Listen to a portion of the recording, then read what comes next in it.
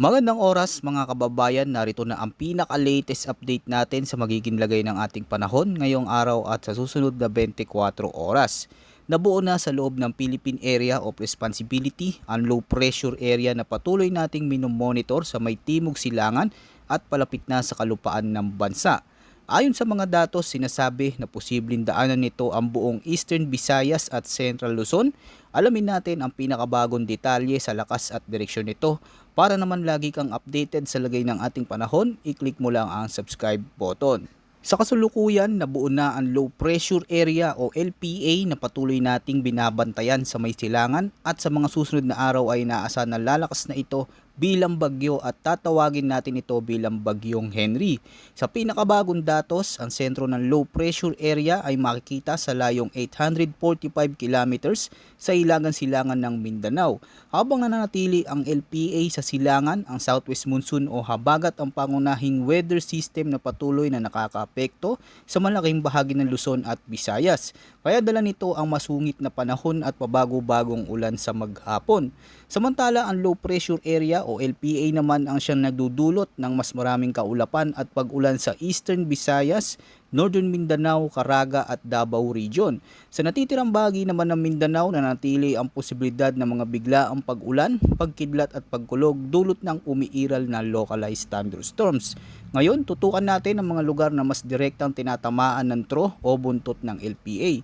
Unahin natin sa Eastern Visayas, Northern Mindanao, Caraga at Davao Region. Ang forecast ay cloudy skies with scattered rains and thunderstorms dulot naman ng low pressure area. Dahil dito patuloy na humihigop na maraming moisture sa atmosfera kaya inaasahan ang mas madalas na pagbuo ng makakapal na ulap at malalawak na thunderstorm clouds. Meaning posible ang mga biglaang malalakas na pag-ulan na maaring tumagal ng ilang oras at sa ilang bayan ay maari pang umabot sa matitinding pag-ulan lalo na pagsapit ng hapon o gabi.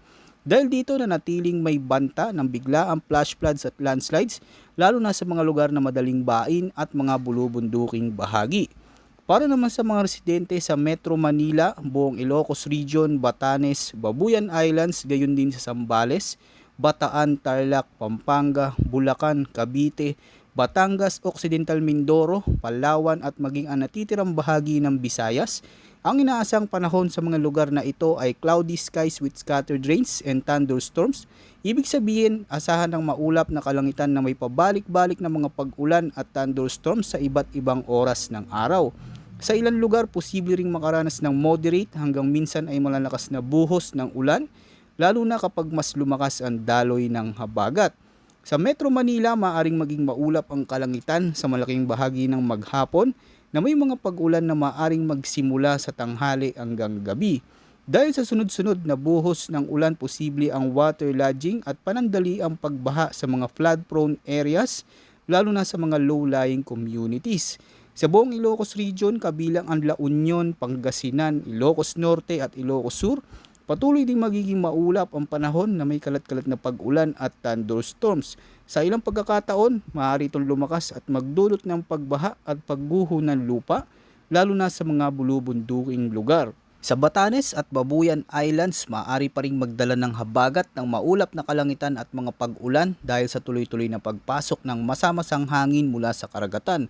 Samantala sa Zambales, Bataan, Tarlac, Pampanga, Bulacan, gayon din sa may Cavite at Batangas, mahalagang maging handa sa mga thunderstorms na maaring magbuhos ng malakas na ulan sa maikling panahon na posibleng magdulot ng localized flooding lalo na sa mga mabababang lugar at kulang ang drainage system. Sa Occidental Mindoro at Palawan, mas ramdam pa rin ang epekto ng habagat dahil direktang nakaharap ang mga lalawigang ito sa hangin mula sa timog kanluran. Dahil dito mas mataas ang tsansa ng madalas na pag-ulan kumpara sa ibang lugar. Para sa natitirang bahagi ng Luzon, ang inaasahang panahon ay partly cloudy to cloudy skies with isolated rain showers or thunderstorms dahil pa rin sa southwest monsoon. Kahit hindi tuloy-tuloy ang pag-ulan, posible pa rin ang mga biglaang thunderstorms lalo na pagsapit ng hapon o gabi. Tandaan kapag naging malakas ang mga thunderstorm, posibleng magdulot ito ng biglaang flash floods at landslides, lalo na sa mga lugar na malapit sa gilid ng bundok at sa mga komunidad na malapit sa ilog at sapa. Samantala sa natitirang bahagi ng Mindanao, ang forecast ay partly cloudy to cloudy skies with isolated rain showers o thunderstorms. dulot naman ng umiiral na localized thunderstorms. Karaniwan sa umpisa ng araw maaliwalas, pero habang umiinit ang paligid, mabilis na nabubuo ang mga thunderstorm clouds na maaaring magdulot ng malalakas ngunit panandali ang pag-ulan sa hapon o gabi. Dito, hindi pantay-pantay ang magiging distribusyon ng ulan, kaya may mga lugar na halos walang pag-ulan, pero ang kalapit na distrito ay nakakaranas na ng malakas na buhos at thunderstorm. Kapag naging severe ang mga pag-ulan at pagkidlat, maging alerto dahil may banta ito ng biglaang pagbaha at pagguho ng lupa sa mga lugar na madaling maapektuhan. Para naman sa lagay ng hangin at karagatan, sa buong Luzon, inaasahan ng light to moderate winds na magmumula sa southwest to south. Ang coastal water dito ay slight to moderate na may taas ng alon na nasa 1.5 hanggang 2.1 meters.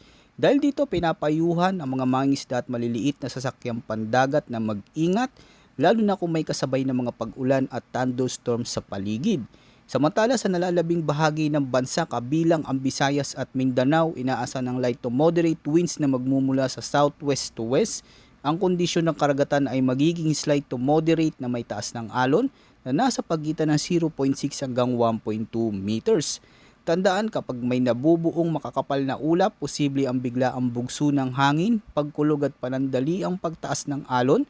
Kaya maging alerto lalo sa mga lugar na maaring tamaan ng localized thunderstorm at sa mga kalapit na baybayin at ugaliing manatiling alerto sa anumang biglaang pagbabago ng panahon. Ngayon, dumako naman tayo sa inilabas na Tropical Cyclone Threat Forecast ng Pag-asa.